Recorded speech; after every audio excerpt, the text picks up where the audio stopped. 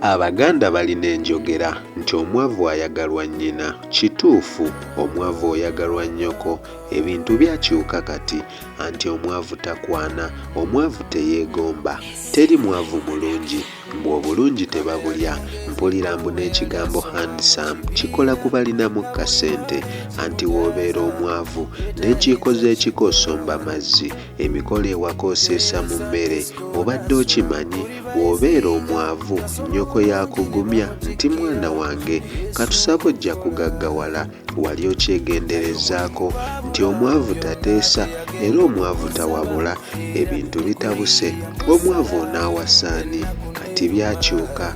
Kati abakazi abalinamu ngamba ssente kati be bawasa, era abasajja bangi abaavu bali mu bufumbo baboobeza ttooke.